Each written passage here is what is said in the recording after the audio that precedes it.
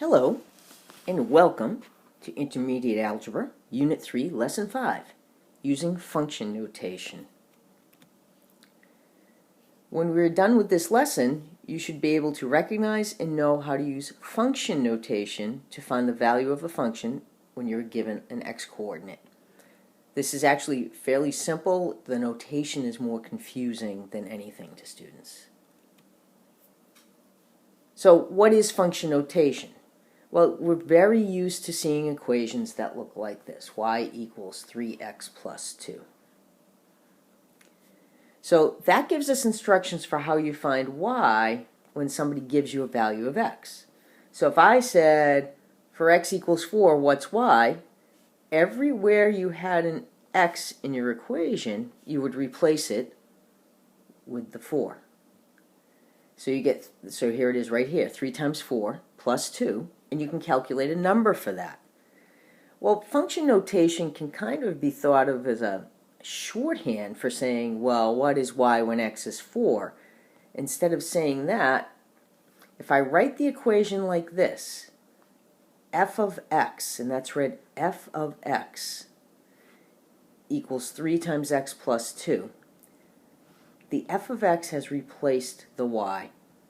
That's all we've done. We've taken this f with an x in parentheses next to it, and we write that instead of writing y. It's not something times x, it's just a replacement for y, and we read it f of x. You don't look for something to multiply x by, all it's doing is saying, here are your instructions. Your instructions are whatever x is, put it here, and then make your calculation. So, if I want to know what y is when x is 4, oh, sorry, I had technical difficulties for a moment here. Here we go. If I want to know what y is when x is 4, the instructions can be much simpler now. I can just say find f of 4. So if you see this set of instructions, and this is also on the next slide, I think, f of 4 simply means wherever you had an x, and I like to put parentheses around where I had an x in my equation, just so I know what I'm replacing. There's the x there. This 4 also goes here. So this is a shorthand way of saying find f of 4, especially if I wanted to find y at a whole bunch of x values. I could say find f of 4, f of negative 3, f of 2. I don't have to keep making the whole sentence. Find y when x is this. Find y when x is that. So function notation is very useful for that purpose. It's shorthand. You need to know just basically what to do with function notation because you will see it everywhere from here on in mathematics. So here's another example.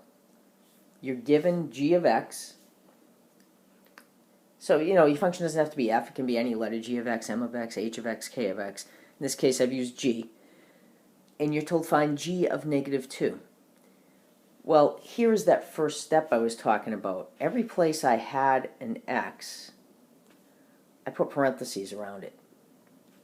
I put parentheses around every x, especially with this one that's squared. You want to make sure you do that because if you don't put this negative 2 in parentheses and then square it, you don't get the right value. You don't get positive 4.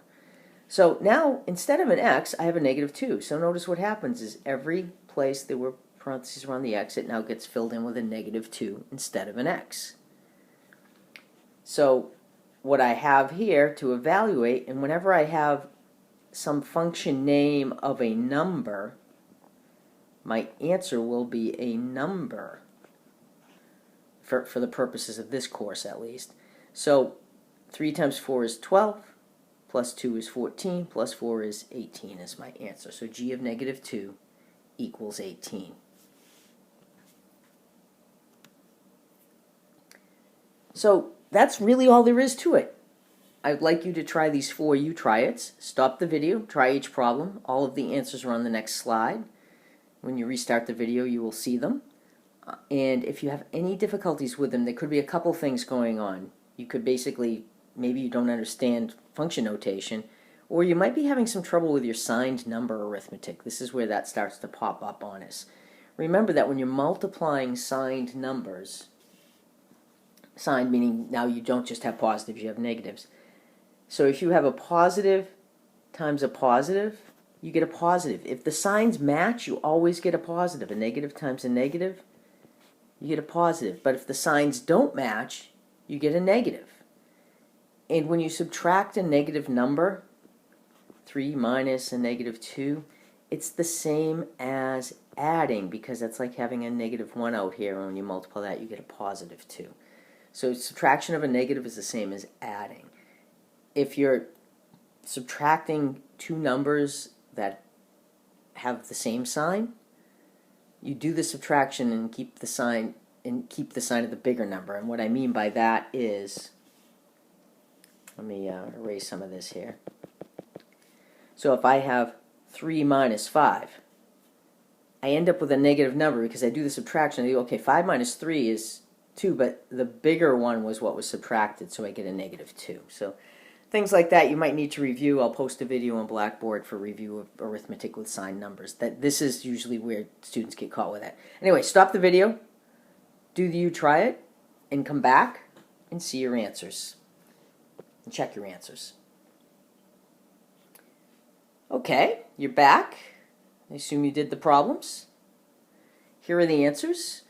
If you did not get these, please email me for help or with questions. There's always a possibility that I have a mistake in my answers.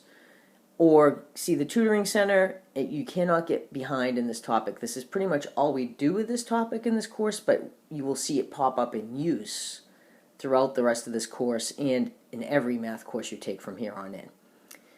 That's it for this edition of Math Teacher to Go, and I will see you next time.